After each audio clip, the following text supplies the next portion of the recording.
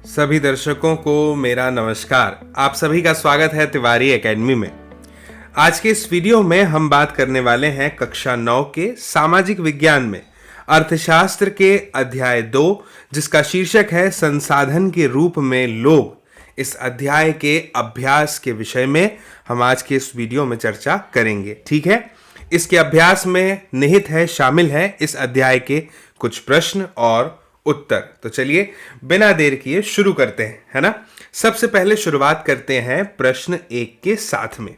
प्रश्न 1 क्या दिया हुआ है कि संसाधन के रूप में लोग से आप क्या समझते हैं। अगर आमतौर पर देखें तो प्रश्न ये पूछ रहा है कि इस अध्याय के शीर्षक से आप क्या समझते हैं, है ना। सबसे पहले मैं आपको बता देता हूं एक बेसिक जानकारी कि संसाधन क्या होता है। मैं जानता हूं कि आपको भी ये बात जरूर पता होगी, है ना। फिर भी एक बार सुन लीजिए। संसाधन क्या होता है? हमारी आवश्यकताओं की पूर्ति करने के लिए हम जिस भी विषय वस्तु का उपयोग करते हैं वो संसाधन कहलाती है ना। जिस भी वस्तु का प्रयोग करते हैं, हमने संसाधनों के बारे में बहुत अच्छे से पढ़ा है ना। हम ये भी जानते हैं कि संसाधन कितने प्रकार के होते हैं, क्योंकि हमने अपनी पिछली कक्षाओं के साथ साथ हमारी इस कक्षा में भी संसाधन के वितरण को बहुत अच्छे से समझा और जाना है। हम जानते हैं कि हमारी आवश्यकताओं की पूर्ति के लिए जितनी भी वस्तुओं का प्रयोग हम अपने रोजमर्रा की दिनचर्या में करते हैं वो हमें प्रकृति द्वारा प्रदत्त है, यानी प्राकृतिक संसाधन है, और उसी का उपयोग करके हमने भी कुछ बना लिया है अपने उपयोग के अनुरूप, तो वो मानव निर्मित संसाधन हो गए, है ना। तो अब संसाधन के रूप में लोग यानी मानवीय संसाधन से हम क्या समझते हैं, ये प्रश्न है। मुझे उम्मीद है कि अब आप प्रश्न को और गहराई से समझ गए हैं और ये भी समझ गए हैं कि ये प्रश्न का क्षेत्र कितना है ना, किन दायरों तक के ये प्रश्न फैला हुआ है। चलिए अब उत्तर की बात करते हैं। उत्तर की शुरुआत हो रही है कि लोग अधिक संसाधन बनाने के लिए प्रकृति का सबसे अच्छा उपयोग कर सकते हैं। देखिए बात बिल्कुल ठीक है, लोग भी संसाधन है। क्यों? क्योंकि वो संसाधनों को बनाने के लिए जो हमारी आवश्यकताओं की पूर्ति करते हैं, क्या है, सबसे अच्छा उपयोग कर सकते हैं, तैयार कर सकते हैं। और यही कारण है दोस्तों कि मानव को एक संसाधन माना जाता है। हमें शिक्षा की भी तो आवश्यकता है, बिना शिक्षा के हम आगे कैसे बढ़ पाएंगे। तो कोई ना कोई मानव ही तो है, शिक्षक है जो हमें सिखा रहा है, समझा रहा है ना। तो मानव भी क्या हो गया, एक संसाधन हो गया। संसाधन के रूप में लोग किसी देश के कार्यरत लोगों को उनके वर्तमान उत्पादन कौशल और योग्यताओं का वर्णन करने का एक तरीका है। अगर हम बात करें संसाधन के रूप में लोगों की, तो वे कौन है? वो किसी भी देश के जो कार्यरत लोग हैं ना, जो अपने अपने कार्यों में जुटे हुए हैं, उनके वर्तमान उत्पादन की, आज उन्होंने कितना उत्पादन किया अपने कार्य में, है ना, और उनका कौशल यानी उनका हुनर, और उसके साथ में उनकी योग्यताएं, उनकी क्षमताएं, इन सब का वर्णन करने का क्या है, एक तरीका है। क्या? इस अध्याय का शीर्षक जो है संसाधन के रूप में लोग। ठीक है दोस्तों, ये मानव की क्षमताएं हैं जो एक भौतिक सामग्री को एक मूल्यवान संसाधन में स्थानांतरित करने में मदद करती है ना। आप इसको एक सबसे अच्छे उदाहरण से समझिए। एक ऐसा उदाहरण दूंगा जो आपके बहुत करीब है ना। आप सभी लोग चाय से तो परिचित होंगे। अब सोचिए जैसे कि दूध अपनी जगह रखा हुआ है, शक्कर अपनी जगह है, चाय की जो पत्तियां हैं किसी पौधे में लगी हुई है। जब तक कि इसमें मानव का हस्तक्षेप नहीं होगा, वो चाय की पत्तियों से चाय की पत्ती नहीं बनेगी, दूध के साथ मिलेगी नहीं, उसमें शक्कर नहीं घुलेगी और चाय तैयार नहीं होगी, है ना। ये तो एक बहुत ही छोटा सा उदाहरण था, है ना। ये उदाहरण जो है इस प्रश्न की व्यापकता को समेट नहीं पाएगा, लेकिन एक मूलभूत अर्थ आपको जरूर स्पष्ट करवा देगा, समझा देगा। तो मुझे उम्मीद है कि आप ये बात समझ गए कि मानव की ये क्षमताएं ही हैं जो क्या कर रही है, एक भौतिक सामग्री को एक मूल्यवान संसाधन में स्थानांतरित करने में सहायता करती है, यानी कि मदद करती है ना। अब अन्य संसाधन की भांति जनसंख्या भी एक संसाधन है जिसे मानव संसाधन कहा जाता है। तो मुझे उम्मीद है दोस्तों कि आपको ये प्रश्न कि संसाधन के रूप में लोग से आप क्या समझते हैं, इसका उत्तर और ये प्रश्न दोनों ही बहुत अच्छे से समझ में आ गए हैं, है ना। मेरा पूरा प्रयास हर वीडियो की तरह यही रहेगा कि इस वीडियो को देखने के बाद आप इन सारे प्रश्न उत्तरों को बहुत अच्छे से समझ जाएं, इस तरीके से कि इसके बाद बस एक बार का रिवीजन और फिर ये चीज़ें हमेशा के लिए आपके जहन में, आपके मस्तिष्क में बैठ जाएं। ठीक है, चलिए इसी उद्देश्य के साथ आगे बढ़ते हैं और बात करते हैं प्रश्न क्रमांक 2 की। पहले प्रश्न को समझते हैं। प्रश्न ये पूछा जा रहा है कि मानव संसाधन भूमि और भौतिक पूंजी जैसे अन्य संसाधनों से कैसे भिन्न है। दोस्तों, भूमि भी एक संसाधन है। हम जानते हैं कि हम जो कुछ भी करना चाहते हैं, जब भी हम कोई चीज़ की शुरुआत करना चाहते हैं तो बिना भूमि के ये संभव नहीं है, क्योंकि हमारा रहना, बने रहना, खड़े रहना, विनिर्माण, निर्माण सब कुछ भूमि से ही संभव है ना। और भौतिक पूंजी का भी यहाँ पर जिक्र आया है कि भूमि और भौतिक पूंजी जैसे जो अन्य संसाधन है उससे किस प्रकार से भिन्न है कौन? मानव संसाधन। तो भिन्नता बताने के लिए आप लोग परेशान ना होइए, भिन्नता में हम जो है अलग अलग विशेषताओं को बता देते हैं। जब हम इनकी विशेषताएं बता देंगे तो वही भिन्नता बन जाएगी। ठीक है, चलिए देखते हैं हमने कैसे किया। उत्तर में मानव संसाधन उत्पादन के लिए भूमि और भौतिक पूंजी जैसे अन्य संसाधनों का उपयोग करता है। अच्छा, अब आप मुझे ये बताइए, जो भूमि है क्या वो मानव का उपयोग करती है? क्या भूमि मनुष्य को ये कह सकती है कि यहाँ नहीं वहाँ बैठो, यहाँ पे मत बैठो? ऐसा नहीं होता ना, मानव ही है जो भूमि का उपयोग करता है। इसी प्रकार से जो भौतिक पूंजियों का जिक्र किया जा रहा है वह भी मानव का उपयोग नहीं कर रही, मानव है जो उनका उपयोग कर रहा है। तो सबसे पहली और सबसे बड़ी विशेषता तो यही हो गई कि मानव संसाधन उत्पादन के लिए भूमि और भौतिक पूंजी जैसे अन्य साधनों का उपयोग करता है। अब यही विशेषता जो है इनमें सबसे बड़ी भिन्नता लेकर के आती है। लोगों को एक परिसंपत्ति बनाया जा सकता है यदि हम उनमें शिक्षा, प्रशिक्षण और चिकित्सा सुविधाओं के द्वारा निवेश करें। अब यहाँ पर यह कहा जा रहा है कि लोगों को परिसंपत्ति बनाया जा सकता है। कैसे? मान लीजिए कि कोई व्यक्ति, कोई बच्चा छोटा सा है, अब वो पढ़ाई लिखाई कर रहा है ना, उसको शिक्षा मिल रही है, बड़ा होकर के वो बहुत पढ़ लिख करके एक डॉक्टर बन गया। अब वो क्या करेगा? समाज की सेवा करेगा, है ना, लोगों का इलाज करेगा। तो वो क्या कर रहा है? वो एक मानव परिसंपत्ति बन चुका है, क्योंकि अब वो अपनी शिक्षा और अपनी योग्यता और अपनी क्षमता के आधार पर लोगों की आवश्यकताओं की पूर्ति कर रहा है। कौन सी आवश्यकता? जो है उनका स्वास्थ्य, है ना, जो है उनका शरीर। ठीक है ना। तो यही कहा है कि चाहे वो शिक्षा हो, प्रशिक्षण भी हो सकता है ना। हम कितने सारे लोगों को देखते हैं, हमें आवश्यकता पड़ती है घर बनाने के लिए, इंजीनियर की आवश्यकता है, इलेक्ट्रिशियन की आवश्यकता है, और भी अनेक अनेक लोगों की आवश्यकता हमें पड़ती है ना। तो उसी के बारे में, चिकित्सा सुविधाओं पर अभी हमने जिक्र किया है ना। तो इन सब पर निवेश अगर हम करें तो वो परिसंपत्ति बन सकता है। आगे की लाइन क्या कह रही है कि जिस प्रकार से भूमि, जल, वन, खनिज आदि हमारे बहुमूल्य प्राकृतिक संसाधन हैं, ये बहुत ही बहुमूल्य है, हम जानते हैं, इनके बिना जीवन की कल्पना भी संभव अभी तो है ही नहीं, है ना। वर्तमान के अगर युग को हम देखें, अरे हम तो ये भी नहीं सोच सकते कि अगर इलेक्ट्रिसिटी 48 या 72 घंटे के लिए लगातार चली जाए तो जीवन संभव हो पाएगा या नहीं। बिल्कुल नहीं, है ना। तो समझिए, तो उसी प्रकार मनुष्य भी दोस्तों इन सभी के साथ में अगर हम तुलना करें तो एक बहुत महत्वपूर्ण और बहुमूल्य संसाधन है, यानी रिसोर्स है। दोस्तों, अन्य संसाधन अपने आप उपयोगी नहीं हो सकते, ये बात को हमें गहराई से समझने की आवश्यकता है ना। कोई भी बाकी के जो संसाधन है मानव के अलावा, वो अपने आप तो उपयोगी नहीं है ना। यही कारण है कि मानव संसाधन को अन्य संसाधनों से बेहतर माना जाता है। दोस्तों, इस उत्तर में, प्रश्न क्रमांक 2 का ये जो उत्तर था, इसमें आपने एक बात नोटिस करी होगी कि जिस पॉइंट को बताते हुए पहली लाइन शुरू हुई थी, उसी पॉइंट के साथ आखिरी लाइन यहां पर खत्म हो रही है, अगर आपने नोटिस किया हो तो, है ना। मुझे उम्मीद है आपने ये बात नोटिस कर ली होगी, है ना। ठीक है, तो प्रश्न क्रमांक 2 आप समझ गए और इसका उत्तर भी आपको समझ में आ गया है। इसी उम्मीद के साथ आगे बढ़ रहा हूं प्रश्न क्रमांक 3 पर। प्रश्न क्रमांक 3 को पहले समझते हैं। क्या कहा जा रहा है कि मानव पूंजी निर्माण में शिक्षा की भूमिका है? ये प्रश्न है कि भाई मानव पूंजी निर्माण की जब बात आती है तो क्या उसमें शिक्षा की भी कोई भूमिका है कि नहीं है? तो अब समझिए, देखिए दोस्तों, मानव पूंजी निर्माण जो है वो पूंजी निर्माण का सबसे महत्वपूर्ण घटक है, ठीक है ना। अब शिक्षा जो है उसकी हम यहाँ पर बात कर रहे हैं, ठीक है ना। शिक्षा जो है वो अगर उचित हो, यानी जैसी चाहिए वैसी हो, और इसके साथ में हो थोड़ी सी ट्रेनिंग यानी प्रशिक्षण, तो इस मानव पूंजी के गठन को ये क्या करता है, सक्षम बनाता है ना। मान लीजिए आपने एक किताब में पढ़ा, एक किताब में आपने पढ़ा कि कुछ भी बनाने की विधि पढ़ ली, तो आपको वो चीज़ थोड़ी बहुत समझ में आ गई, या उसकी सामग्रियों के विषय में समझ में आ गया कि कौन कौन से संसाधनों की आवश्यकता होगी जो आपको जुटाने होंगे उस चीज़ का निर्माण करने के लिए। वो चीज़ कोई भी हो सकती है, XYZ, ठीक है।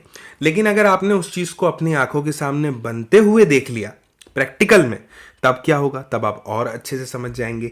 यानी कि एक उचित शिक्षा और प्रशिक्षण भी इसके साथ बहुत ज़रूरी है। तब इस मानव पूंजी के गठन को वो क्या करता है, सक्षम बनाता है ना। एक उचित शिक्षा और प्रशिक्षण। दोस्तों, एक शिक्षित आबादी एक संपत्ति है और एक संसाधन है। शिक्षित आबादी से तात्पर्य पढ़े लिखे प्रशिक्षित लोगों के साथ में है, जो एक दूसरे की आवश्यकताओं की पूर्ति करते हैं, उनके काम आते हैं परिसंपत्ति के तौर पर, है ना, संसाधन के तौर पर। यही तो मानवीय संसाधन कहलाते हैं, ठीक है। यही यहाँ पे कहा जा रहा है, और ये कहने की आवश्यकता नहीं है कि यह शिक्षा ही है जो एक व्यक्ति को उसके सामने उपलब्ध आर्थिक अवसरों को बेहतर उपयोग करने में सहायता करती है। अब आप ये समझिए कि आपने कभी अगर कल्पना करी हो कि हमें इतने सारे संसाधनों का ज्ञान कैसे हुआ। ये कोई 10-20 साल की बात नहीं है कि हमें सब कुछ का ज्ञान हो गया। सदियों से ये हमारा विकास जो है, वो विकास की प्रक्रिया, विकास एक लंबी प्रक्रिया है दोस्तों, है ना, वो चलते आ रही है। पहले पहले हम जब सिंधु घाटी सभ्यता की बात करते हैं, आप कक्षा 6 को थोड़ा याद करेंगे तो आपको समझ में आएगा कि हम इतनी अधिक धातुओं से, खनिजों से परिचित नहीं थे उस समय तो हम लोहे से भी परिचित नहीं थे, है ना। इसके बाद धीरे धीरे हम आगे बढ़ते आए, हम अलग अलग धातुओं को पहचान पाए, उनके उपयोग से परिचित हो पाए, है ना। और फिर आज भी हम जो हैं कह सकते हैं कि हो सकता है ऐसी कई सारी चीज़ें हों, खनिज हों, संसाधन हो जिनसे हम परिचित ना हो, और आगे चल के हमें पता चले कि अच्छा इसका ये उपयोग है। और यही कारण है दोस्तों कि हम अक्सर बात करते हैं कि हमें इन संसाधनों को बचा कर रखना चाहिए, हमें इनका सावधानी पूर्वक प्रयोग करना चाहिए, इनका संरक्षण ज़रूरी है। मान लीजिए कल को कोई आपदा ऐसी आ गई, कोई बीमारी आ गई, मान लीजिए आपदा छोड़िए, कोई बीमारी आ गई जिसका इलाज शेर के DNA से संभव है, और उस समय तक अगर हमने पूरे शेर खत्म कर दिए, तब हम उसका इलाज कैसे कर पाएंगे, है ना। ये एक सोचनीय बात है। एक छोटा सा उदाहरण था ताकि आप मेरी बात को समझ पाएं। मुझे उम्मीद है आप विषय की गंभीरता को समझ गए होंगे, है ना। तो इसीलिए यहाँ पर हमसे ये कहा जा रहा है कि वो शिक्षा ही है जो क्या कर रही है, एक व्यक्ति को उसके सामने उपलब्ध आर्थिक अवसरों का बेहतर उपयोग करने में क्या करती है, सहायता करती है। दोस्तों, शिक्षा श्रम की गुणवत्ता में भी वृद्धि करती है ना भाई। हार्ड वर्क से ज़्यादा अब तो स्मार्ट वर्क की भी बात होने लग गई है आजकल, है ना। वर्तमान में आप देखते होंगे तो स्मार्ट वर्क भी तो उतना ही ज़रूरी है ना। हमें अगर दीवार में कील ठोकनी हो तो हम अपनी मुट्ठी का प्रयोग नहीं करते हैं, हम किसी हथौड़े का प्रयोग करेंगे। ये क्या है, शिक्षा ही तो है जो हमें इतनी समझ आई, हमें इतनी समझ उसने दिलाई, है ना। तो यही बात यहाँ पर कही जा रही है कि शिक्षा ही है जो श्रम की गुणवत्ता में क्या कर रही है, वृद्धि कर रही है। कुल उत्पादकता में वृद्धि करने में भी ये क्या करती है, सहायता करती है। ज़रूर, मतलब ये बिल्कुल सही बात है कि अगर हम शिक्षित होंगे, प्रशिक्षित होंगे, तो ज़रूर उत्पादकता में भी क्या होगी, वृद्धि होगी, है ना। ठीक है, यानी उत्पादन भी अधिक से अधिक हो सकेगा, ये यहाँ पर कहा जा रहा है। अब मुझे उम्मीद है कि आपको ये प्रश्न 3 समझ में आ गया कि मानव पूंजी निर्माण में शिक्षा की भूमिका है ना। ठीक, अब बात करते हैं प्रश्न क्रमांक 4 की। बिल्कुल मिलता जुलता प्रश्न है। अभी शिक्षा की बात हुई, अब स्वास्थ्य की बात हो रही है कि मानव पूंजी निर्माण स्वास्थ्य की भूमिका है इसमें, है ना। चलिए इसको भी समझते हैं। दोस्तों, मानव पूंजी निर्माण में स्वास्थ्य एक महत्वपूर्ण भूमिका निभाता है। आप सोच के देखिए कि जिन चीज़ों के लिए आप चाहते हैं कि ये आपको उपलब्ध हो जाए, वो सारी चीज़ें अगर आपको मिल जाएं, है ना। जैसे आपके पास में बहुत अच्छी अच्छी किताबें हों, है ना, कंप्यूटर हो, लैपटॉप हो, टीवी हो, सारी सुविधाएं हों, एक अच्छा बड़ा घर हो, अच्छे सारे दोस्त हो, खाने पीने के लिए सारे अच्छे अच्छे पकवान आपके सामने रखे हुए हों, उपलब्ध हो, लेकिन अगर आपका स्वास्थ्य बेहतर ना हो, ठीक ना हो, आप बीमार हो, तो क्या आप अपने आप को आनंदित महसूस कर पाएंगे? नहीं कर पाएंगे। क्या आप उन सारे सुख सुविधाओं, संसाधनों का उपयोग कर पाएंगे? नहीं कर पाएंगे। तो स्वास्थ्य बहुत जरूरी है। अब ऐसे में समझते हैं कि इसमें स्वास्थ्य की क्या भूमिका मानव पूंजी निर्माण में है ना। तो समझिए, यहां पर बताया है कि स्वास्थ्य एक महत्वपूर्ण भूमिका निभाता है। एक स्वस्थ व्यक्ति को अपनी पूरी क्षमता का एहसास होने की अधिक संभावना है और ये अर्थव्यवस्था के लिए एक संपत्ति बन सकता है ना। मान लीजिए कि आपका स्वास्थ्य ठीक नहीं है, तो क्या आप 10 घंटे काम कर पाएंगे, 8 घंटे काम कर पाएंगे? नहीं कर पाएंगे। लेकिन अगर आप स्वस्थ हैं, अपने आप को आनंदित महसूस करते हैं और आपको ये बात की खबर है कि एक स्वस्थ शरीर में ही स्वस्थ मस्तिष्क निवास करता है, तब आप बेहतर तरीके से अपने काम को न सिर्फ अंजाम दे पाएंगे बल्कि उत्पादकता को भी बढ़ाएंगे किसी भी एबीसीडी कार्य में जो आप कर रहे हैं, है ना। ऐसा होगा। अब आप इस बात से सहमत हो गए। तो इसीलिए यहां पे लिखा है कि जो स्वस्थ व्यक्ति होता है, अगर उसको अपनी पूरी क्षमता का एहसास हो तो इस बात की अधिक संभावना हो जाती है कि अर्थव्यवस्था के लिए वो क्या कर सकता है, एक संपत्ति बन सकता है। अस्वस्थ व्यक्ति को अपनी क्षमता का एहसास कम होता है दोस्तों, और यह अर्थव्यवस्था के लिए एक दायित्व बन सकता है, यानी एक जिम्मेदारी बन जाता है। ठीक है ना। तो मुझे अब ऐसा लग रहा है कि आप इस प्रश्न की गहराई को समझ गए हैं, उत्तर को भी समझ गए हैं। तो अब हम आगे बढ़ते हैं और बात करते हैं अगले प्रश्न क्रमांक 5 की। ठीक है, क्या है प्रश्न क्रमांक 5? किसी व्यक्ति के कामयाब जीवन में स्वास्थ्य की क्या भूमिका है? चलिए, इसी से जुड़ा हुआ यह प्रश्न है, प्रश्न क्रमांक 4 से समझ लेते हैं। दोस्तों, एक व्यक्ति का स्वास्थ्य उसे उसकी क्षमता का एहसास करने में मदद करता है और उसे बीमारी से लड़ने की क्षमता भी देता है ना। दोस्तों, हाल ही में हम लोग ऐसे ही एक दौर से गुजर रहे हैं। हम जानते हैं कि हमारी इम्यूनिटी हमारे शरीर के लिए क्या मायने रखती है। हमें ये बहुत अच्छे से पता है कि हम अगर स्वस्थ हैं, हमारा स्वास्थ्य एकदम ठीक है, बेहतर है, हमारी रोग प्रतिरोधक क्षमता भी अगर बेहतर है, तब हम अपनी पूरी क्षमताओं का एहसास कर सकते हैं और ऐसे में हमारे मन में ये आत्मविश्वास जाग जाता है कि इस बीमारी से हमारा शरीर लड़ लेगा, हम स्वस्थ हो जाएंगे, बेहतर हो जाएंगे। ठीक है ना। तो यही बात यहाँ पर कही गई है कि एक व्यक्ति का स्वास्थ्य ही है जो उसे उसकी क्षमता का एहसास कराता है और या फिर एहसास कराने में सहायता देता है, यानी मदद करता है। ठीक है दोस्तों, वहीं इसके विपरीत अगर एक अस्वस्थ व्यक्ति की बात करें तो एक अस्वस्थ व्यक्ति अपने काम के स्थान के लिए एक दायित्व हो जाता है। किसी व्यक्ति का स्वास्थ्य सीधे उसकी चंचलता से जुड़ा होता है। व्यक्ति अगर स्वस्थ है, आनंदित है, प्रफुल्लित है, तो आप उसमें एक चंचलपन देख पाएंगे, काम करने की उत्सुकता को देख पाएंगे, है ना। अस्वस्थ व्यक्ति की तुलना में एक स्वस्थ व्यक्ति अधिक दक्षता और अधिक उत्पादकता के साथ काम कर सकता है। मुझे ऐसा लगता है कि हो सकता है आपने दक्षता शब्द शायद पहले ना सुना हो, लेकिन इसका जो अंग्रेजी शब्द है वो आपने जरूर सुना होगा, वो है परफेक्शन। ठीक है ना। तो अब मुझे समझ में आ रहा है कि आपको भी ये सारी चीजें समझ में आ रही होंगी। अस्वस्थ व्यक्ति के कंपैरिजन में, अस्वस्थ व्यक्ति के साथ तुलना करने में आप हमेशा पाएंगे कि एक स्वस्थ व्यक्ति जो है वो ज्यादा परफेक्शन के साथ और योग्यता के साथ अपना काम कर सकता है और उत्पादकता को भी बढ़ा सकता है। ठीक है ना। चलिए, अब प्रश्न 5 हमने समझ लिया, तो अब बात करते हैं प्रश्न क्रमांक 6 की। प्रश्न क्रमांक 6 क्या है कि प्राथमिक, द्वितीयक और तृतीयक क्षेत्रकों में किस तरह की विभिन्न आर्थिक क्रियाएं संचालित की जाती हैं? दोस्तों, प्राथमिक क्षेत्र क्या होता है, द्वितीयक और तृतीयक क्षेत्र क्या होते हैं, इसके बारे में हमने इस अध्याय में विस्तार से चर्चा की थी। मुझे उम्मीद है कि आपने ये वीडियो जरूर देख लिया होगा, है ना। चलिए, फिलहाल हम एक बार फिर से उत्तर के साथ साथ उसे रिवाइज कर लेते हैं। उत्तर में क्या दिया है कि प्राथमिक क्षेत्रक में प्राकृतिक संसाधनों के निष्कर्षण और प्रसार से संबंधित गतिविधियां शामिल है ना। अब प्राकृतिक संसाधनों के निष्कर्षण में जैसे आप बात कर लीजिए कृषि की, खेती की, है ना, ये सारी चीजें प्राथमिक क्षेत्रक में ही आती है। मत्स्य पालन वगैरह ये सब कुछ प्राथमिक क्षेत्रकों में आता है।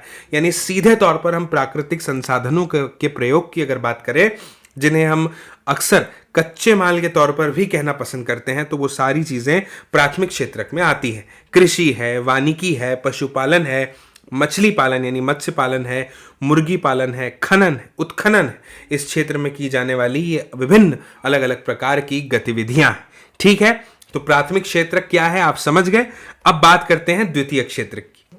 तो दोस्तों, द्वितीय क्षेत्र में प्राकृतिक संसाधन जिसकी अभी हमने बात की, उसके प्रसंस्करण से संबंधित गतिविधियां शामिल है। प्रसंस्करण से तात्पर्य है उसकी उपयोगिता को बढ़ा देना या उसे उपयोग में लाए जाने योग्य बना देना, कि वो हमारे काम आ सके, हमारे उपयोग में आ सके, है ना। अब जैसे मान लीजिए गेहूं की फसल हुई तो हम सीधा गेहूं नहीं खा सकते ना, हमें उसको आटे में बदलना होगा। तो स्वाभाविक है कि अब बड़ी संख्या के लिए आटा उपलब्ध अगर करवाना हो तो जैसे आपने कुछ कंपनियों के नाम सुने होंगे जो क्या करते हैं, आटे को बेच रहे हैं, मार्केट में आ रहा है ना, अलग अलग क्वालिटी में आ रहा है अलग अलग गेहूं का। तो वो सब क्या है, उसका प्रसंस्करण हुआ तभी तो हम उसका उपयोग कर पा रहे हैं, है ना। बिस्किट का आप उदाहरण इसमें ले सकते हैं, हमने अध्याय में भी अलग अलग उदाहरण देखे, है ना।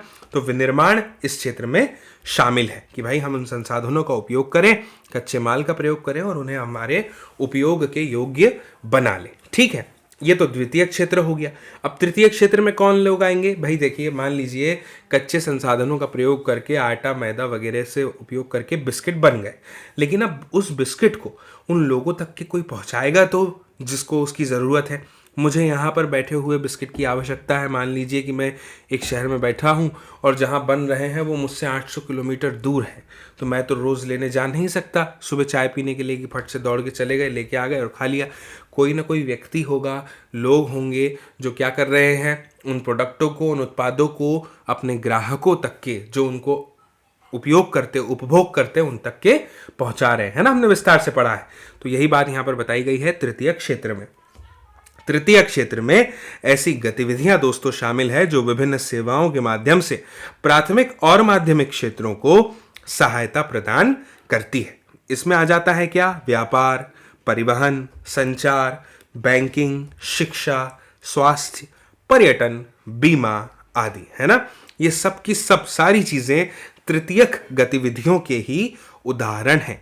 आप इसमें जो उदाहरण अभी मैंने आपके सामने पढ़े, जो आप स्क्रीन पर देख रहे हैं, मैं अंडरलाइन कर देता हूं, इनमें विविधताओं को भी पहचान पा रहे होंगे। देखिए, व्यापार भी इसमें आ गया, परिवहन भी आ गया, संचार के साथ बैंकिंग भी आ गई, और शिक्षा, स्वास्थ्य, पर्यटन, बीमा आदि ये सारी गतिविधियां इसमें आ गई, है ना। मुझे उम्मीद है आपको ये बात भी याद होगी कि इस तृतीय क्षेत्र का जीडीपी में योगदान अन्य दो क्षेत्रों की अपेक्षा कम है या अधिक है। चलिए अब आगे बढ़ते हैं, बात करते हैं प्रश्न क्रमांक 7 की। प्रश्न क्रमांक 7 क्या है कि आर्थिक और गैर आर्थिक क्रियाओं में क्या अंतर है। ठीक है, चलिए समझ लेते हैं। दोस्तों, राष्ट्रीय आय में मूल्य जोड़ने वाली गतिविधियों को आर्थिक गतिविधियां कहा जाता है। मुझे उम्मीद है कि आप इस बात से परिचित हैं कि राष्ट्रीय आय क्या होती है। एक राष्ट्र की पूरी आबादी एक साल में जितना कमाती है ना, जो आर्थिक क्रियाएं वो करती है, वो सारी क्रियाओं के द्वारा जो भी वो अर्न कर रही है वो सब राष्ट्रीय आय। राष्ट्र की आय राष्ट्रीय आय, है ना। कैसे निकाली जाती है, प्रति व्यक्ति आय क्या होती है, ये सब कुछ हमने विस्तार से पढ़ा है ना। ठीक है, अब इनके दो भाग हैं दोस्तों। पहले ये समझ लीजिए कि राष्ट्रीय आय में अगर आप मूल्य वर्धन कर रहे हैं, मूल्य जोड़ रहे हैं, वो जितनी भी गतिविधियों से जोड़ रहे हैं उनको आर्थिक विधियां कहा जा रहा है। अब इसमें दो भाग हैं इसके बताया है, एक है बाजार गतिविधियां, और जो कि वेतन या लाभ के लिए उत्पादन इसमें शामिल हो गया, और एक है गैर बाजार गतिविधियां जिसमें स्वयं की खपत के लिए उत्पादन आ गया। अब समझिए गैर आर्थिक गतिविधियां दोस्तों वो होती है जो कि जिन्हें हम राष्ट्रीय आय में नहीं जोड़ते। अगर उदाहरण के लिए बात करें तो एक व्यक्ति जो घरेलू काम करता है ना, उससे जो कुछ भी प्राप्त हो रहा है, जो उसकी उत्पादकता है, वो राष्ट्रीय आय में मूल्य नहीं जोड़ रहा है ना। तो यानी कि जो भी घरेलू काम हम कर रहे हैं वो एक गैर आर्थिक गतिविधि है। ठीक है, आपको याद होगा हमने इस अध्याय में ये भी देखा था कि अक्सर गैर आर्थिक गतिविधियों में महिलाओं के जुड़े रहने की संभावना हमारे देश में अलग पाई जाती है ना। ये चीज़ें भी हमने देखी थी विविधता वाला कि महिलाएं जो हैं वो अक्सर घर के काम किया करती हैं, है ना। शुरू से एक ऐसी मान्यता भी बनी हुई है, और ये सब हमने बहुत सारी चीज़ें इसके बारे में पढ़ी, देखी, सुनी, समझी है ना। सही गलत पर भी हमने विचार किया है। मुझे उम्मीद है आपको अध्याय में अब वो बातें सब याद आ गई होगी। जब मैंने आपको अभी याद दिलाया तो आप स्मरण कर पा रहे होंगे। ठीक है, अब बात करते हैं प्रश्न क्रमांक 8 की। प्रश्न क्रमांक 8 क्या कह रहा है कि महिलाएं क्यों निम्न वेतन वाले कार्यों में नियोजित होती है। अब समझिए, प्रश्न ये पूछ रहा है कि कम वेतन महिलाओं को मिलता है, तो ऐसे कार्यों में महिलाएं क्यों नियोजित हो रही हैं या होती हैं। तो इसका उत्तर है कि शिक्षा और कौशल बाजार में एक व्यक्ति की कमाई के प्रमुख कुछ निर्धारक होते हैं। जैसे लैंगिक भेदभाव हो गया है ना, इसके कारण भी महिलाओं को दोस्तों आमतौर पर शिक्षा और राष्ट्रीय आय के योग्य योगदानकर्ता बनने के लिए आवश्यक कौशल से वंचित किया जाता है। हम जानते हैं कि हम जिस समाज में रह रहे हैं वहाँ पर शुरुआत से ही क्या किया गया, जिस देश में हम रह रहे हैं शुरुआत से महिलाओं की शिक्षा को जो है इतना ज़रूरी नहीं समझा गया। अगर हम अपने इतिहास को खंगाल कर देखें तो एक बहुत ही लंबा संघर्ष जुड़ा हुआ है उस तस्वीर के पीछे जो आज हमें ऐसी दिखाई दे रही है। ये तस्वीर पहले ऐसी नहीं थी। पहले हर लड़की ऐसे पढ़ नहीं पाती थी, है ना। हर महिलाएं जो है इतनी स्वतंत्रता के साथ अपने कार्य करने के लिए आगे नहीं आ पाती थी, है ना। पुरुषों के साथ में जो आज कार्य कर रही हैं वो नहीं कर पाती थी, है ना। नौकरियों पर नहीं जा पाती थी, वो सिर्फ घर के काम तक के सीमित हुआ करती थी। लेकिन अब धीरे धीरे तस्वीर बदल रही है ना। तो वही हमें बताया गया है यहाँ पे कि योगदानकर्ता बनने के लिए आवश्यक कौशल से उन्हें वंचित किया गया और इसका नतीजा ये निकला कि अधिकांश महिलाओं के पास में अल्प शिक्षा और कम कौशल का गठन है। एक कारण है कि उन्हें पुरुषों की तुलना में कम वेतन मिलता है। ठीक है, एक ही कारण मेरे ख्याल से पर्याप्त है ना, इसीलिए उत्तर में एक ही कारण का जिक्र किया गया है। तो अब आपको प्रश्न क्रमांक 8 समझ में आ गया कि महिलाएं को आखिर क्यों निम्न वेतन वाले कार्य मिलते हैं या वो उसमें नियोजित होती हैं। ठीक, अब बात करते हैं प्रश्न क्रमांक 9 की। क्या है प्रश्न क्रमांक 9? प्रश्न क्रमांक 9 है कि बेरोजगारी शब्द की आप कैसे व्याख्या करेंगे। तो समझिए, बेरोजगारी का अर्थ क्या होता है दोस्तों कि जब लोग जो हैं वो काम करने के इच्छुक तो होते हैं लेकिन उनको उस समय रोजगार नहीं मिलता। अब इस वाक्य को समझना बहुत ज़रूरी है ना, क्योंकि अगर हमारे पास हम कोई काम नहीं कर रहे तो हम बेरोजगार है ना। लेकिन सही मायनों में बेरोजगारी का अर्थ क्या है कि आप काम करना चाह रहे हैं तब आपको काम नहीं मिल रहा है ना। ये है वास्तविक बेरोजगारी का अर्थ। अगर आपसे पूछा जा रहा है कि आपको कंप्यूटर चलाते आता है, आप कह रहे हैं कि नहीं आता। आपसे पूछा जा रहा है कि क्या आप साफ सफाई कर देंगे, आप कहते हैं कि आप ये भी नहीं कर पाएंगे। आपसे पूछा जा रहा है कि क्या आपको अंग्रेजी बोलनी आती है, आप कह रहे हैं कि आपको ये भी नहीं आती। तो अब आप बताइए कि आप को किस आधार पर रोजगार मिलना चाहिए निजी सेक्टर में, है ना। आपसे कहा जा रहा है कि आपको 12 घंटे काम करना पड़ेगा, 10 घंटे 8 घंटे, तब आप वहाँ पर भी ये बोल देते हैं कि आप नहीं कर पाएंगे। एक तो ये हो गया है एस्पेक्ट जिसमें हम देख रहे हैं। दूसरा ये कि आपको ये सब चीज़ें आती हैं लेकिन आप ये काम करना नहीं चाह रहे, तो वो बेरोजगारी के अंतर्गत नहीं आएगा। बेरोजगारी का सही अर्थ क्या है कि जब लोग काम करने के इच्छुक तो हैं लेकिन उन्हें रोजगार नहीं मिल रहा। दोस्तों, ये स्थिति विकसित देशों की अपेक्षा विकासशील देशों में अधिक देखने में आती है। जैसे हमारे देश में भी ये स्थिति देखने में आ रही है।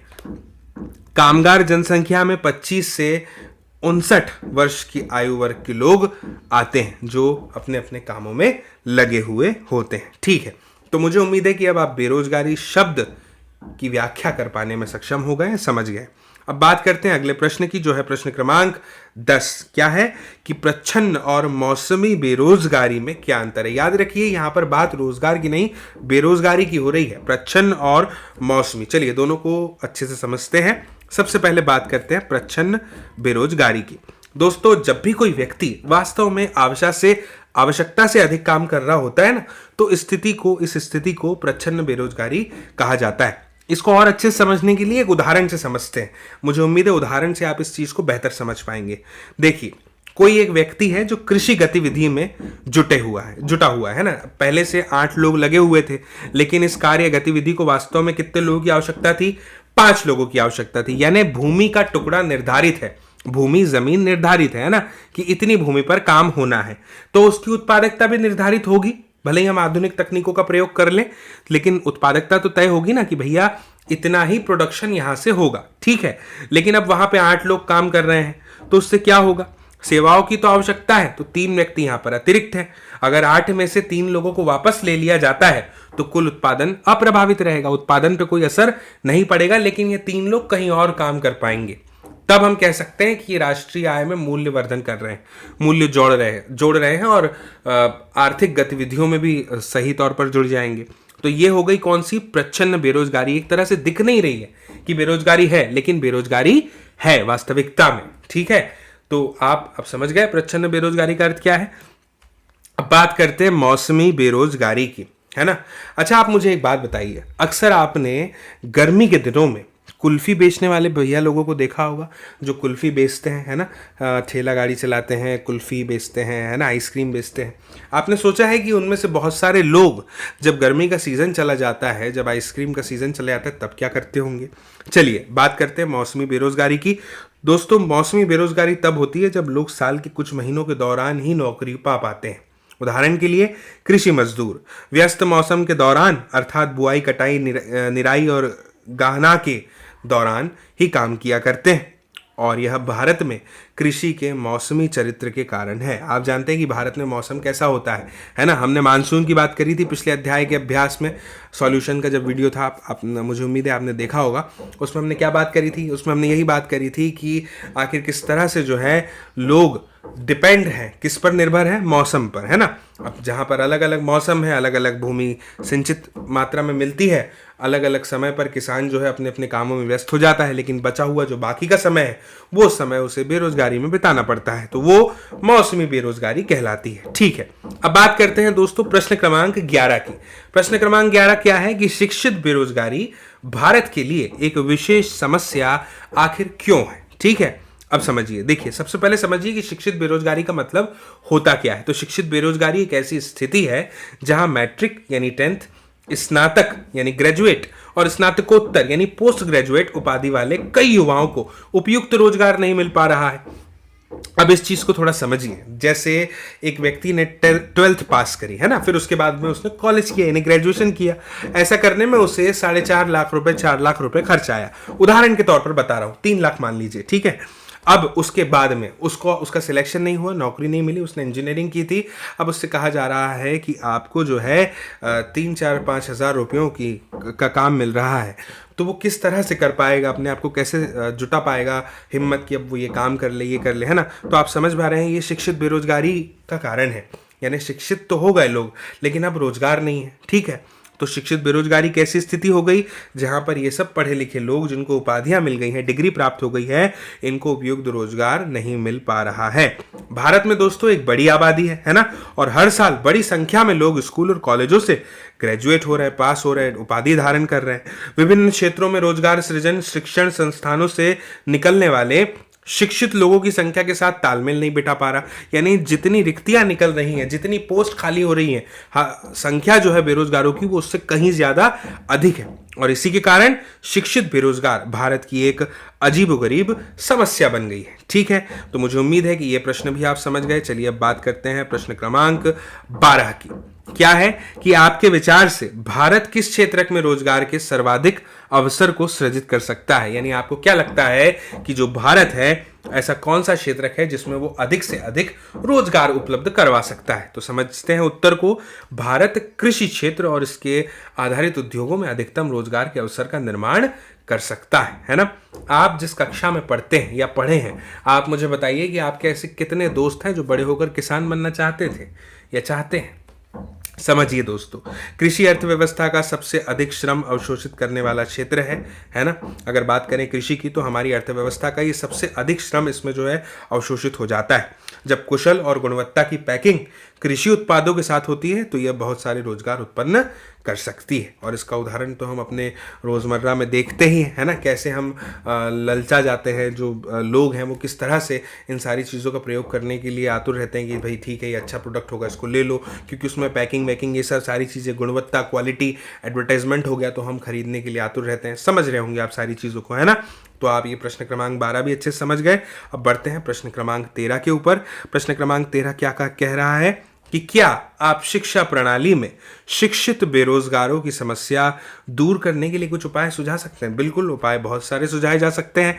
जैसे उत्तर में समझिए, शिक्षित बेरोजगारों की समस्या को कम करने के लिए शिक्षा प्रणाली में जो उपाय है वो निम्नलिखित है। सबसे पहला क्या है कि माध्यमिक स्तर पर शिक्षा को अधिक वृत्ति उन्मुख बनाना, जो न केवल शिक्षा के साथ साथ सफल रोजगार प्राप्त करने के लिए उत्कृष्ट कौशल के साथ व्यक्ति को संपन्न बनाएगा। यानी इसका क्या मतलब है कि आप माध्यमिक स्तर पर, यानी जब बच्चा 8वीं में हो, 7वीं में हो, तभी उसको जो है, उसकी जो शिक्षा है वो केवल थ्योरेटिकल नहीं हो, उसके अंदर कोई ना कोई प्रशिक्षण भी डाला जाए, उसको वृत्ति उन्मुख बनाया जाए, है ना। इसका मतलब यह है कि शिक्षा तो उसको मिलेगी, लेकिन इसके साथ साथ रोजगार को प्राप्त करने के लिए कोई ना कोई उत्कृष्ट कौशल भी उस व्यक्ति को संपन्न बना देगा, जिससे उसको रोजगार मिलने में सहायता होगी। दूसरा समझिए, एक प्रकार की जांच प्रक्रिया बनाएं जिससे प्रत्येक व्यक्ति अपनी क्षमताओं के अनुरूप विषयों का चयन करता है। जब हम अपनी क्षमताओं को पहचान जाते हैं और उसके अनुरूप विषय को चुनते हैं और उसके अनुरूप आगे बढ़ते हैं, तो हम निश्चित ही निसंदेह आप मान लीजिए कि कोई ना कोई कार्य करना शुरू कर देते हैं, प्रारंभ कर देते हैं, फिर हम बेरोजगार बने नहीं बैठे रहते। जरूरत होती है तो अपनी क्षमताओं को पहचानने की, तो इसलिए कहा जा रहा है कि एक प्रकार की जांच प्रक्रिया बनाई जानी चाहिए जिससे प्रत्येक व्यक्ति अपनी क्षमताओं को पहचाने और उसके अनुरूप विषयों का क्या करे, चयन करे। तीसरा समझिए, स्कूली स्तर पर नए विषयों और अध्ययन के क्षेत्रों की शुरुआत के साथ उन क्षेत्रों में नौकरी के अवसरों की वृद्धि भी होनी चाहिए। अब जब ये सारी प्रक्रिया चल रही है तो उसके साथ साथ क्या किया जाए, नौकरी के अवसरों को भी बढ़ाया जाए। जो ऐसे विषयों का अध्ययन करने के लिए चुनाव करने वाले छात्रों को क्या करेंगे, नियुक्त करेंगे, है ना। ठीक है, तो मुझे उम्मीद है आपको प्रश्न क्रमांक 13 भी बहुत अच्छे से समझ में आ गया होगा। अब बात करते हैं प्रश्न क्रमांक 14 की। क्या है प्रश्न क्रमांक 14 कि क्या आप कुछ ऐसे गांव की कल्पना कर सकते हैं जहां पहले रोजगार का कोई अवसर नहीं था लेकिन बाद में बहुतायत में हो गया। चलिए ठीक है, अब हम इमेजिन करने की बात है, कल्पना की बात है, तो कल्पना कर लेते हैं। बात करते हैं उत्तर की। हाँ, मुझे अपने गांव के एक किसान द्वारा सुनाई गई कहानी याद आती है। उसने क्या बताया कि कुछ वर्ष पहले उसके गांव में सभी मूलभूत सुविधाएं जो होती है ना, जैसे कि स्कूल, अस्पताल, सड़कें, बाजार और यहां तक कि पानी और बिजली, इसकी आपूर्ति का भी अभाव था और गांव के लोगों ने पंचायत का ध्यान इन सभी समस्याओं की ओर आकृष्ट किया कि भैया ये सारी समस्याएं हैं, इनकी ओर आप अपना ध्यान लगाइए और इन्हें दूर कीजिए। तब पंचायत ने एक स्कूल खोला जिसमें कई लोगों को क्या मिल गया, रोजगार मिल गया। जल्द ही जो गांव के बच्चे हैं वहां पढ़ने लग गए और वहां कई प्रकार की तकनीकों का विकास भी हुआ। अब गांव वालों के पास बेहतर शिक्षा है, स्वास्थ्य सुविधाएं हैं, पानी और बिजली की भी उचित आपूर्ति उपलब्ध है। सरकार ने भी जीवन स्तर को सुधारने के लिए विशेष प्रयास किए। कृषि और गैर कृषि क्रियाएं भी अब आधुनिक तरीकों से ही यहाँ पर की जाती है। ठीक है दोस्तों, मुझे उम्मीद है कि आपको ये प्रश्न भी समझ में आ गया, इसका उत्तर भी समझ में आ गया। चूंकि एक सीधा सरल उदाहरण था तो इसमें ज़्यादा समझाने अथवा समझने की आवश्यकता है नहीं। छोटी सी कहानी के माध्यम से हमें बताया है ना, कि गांव था, गांव में ये समस्याएं थी, पंचायत से कहा गया, उन्होंने उस पर काम किया और धीरे धीरे समस्याएं समाप्त होने लग गई। ठीक है, अब आ जाते हैं प्रश्न क्रमांक 15 पर। क्या है प्रश्न क्रमांक 15 कि किस पूंजी को आप सबसे अच्छा मानते हैं, भूमि, श्रम, भौमिक पूंजी और मानव पूंजी। अब आप अपना कोई एक उत्तर देंगे तो उसके पीछे का कारण भी बताइए, क्योंकि एक शब्दीय प्रश्न जुड़ा हुआ है। क्यों, समझते हैं। मानव पूंजी उत्पादन करने के लिए भूमि, श्रम और भौतिक पूंजी जैसे अन्य संसाधनों का उपयोग करती है। अन्य संसाधन अपने आप में उपयोगी दोस्तों नहीं हो सकते। भाई मानव का हस्तक्षेप तो जरूरी है, मानव ही तो उपयोग करेगा। इसीलिए मानव पूंजी को सभी संसाधनों में सबसे अच्छा माना जाता है। दोस्तों मुझे उम्मीद है कि आपको ये अध्याय का ये जो अभ्यास वाला सेक्शन था ये पूरी तरह से समझ में आया होगा। ये सॉल्यूशन वीडियो आपको अच्छे से समझ में आ गया, आपने अपने जहन में उतार लिया, सभी प्रश्न समझ में आए होंगे, सभी प्रश्नों के उत्तर आपको समझ में आ गए होंगे। और अगर आप यहाँ तक पहुँच गए हैं तो मेरी उम्मीद है कि आप ज़रूर इस वीडियो को पसंद करते हुए इस वीडियो की लिंक को शेयर करेंगे, साझा करेंगे अपने दोस्तों, मित्रों, साथियों, सहपाठियों, परिजनों के साथ में, ताकि वे लोग भी देख पाएँ, समझ पाएँ इस अध्याय को, इस जानकारी को। आप सभी के साथ में जल्द ही मुलाकात होने वाली है फिर से अगले किसी अध्याय के साथ, अगले किसी जानकारी के साथ, अगले ऐसे ही किसी वीडियो में। तब तक के लिए आप सभी को नमस्कार।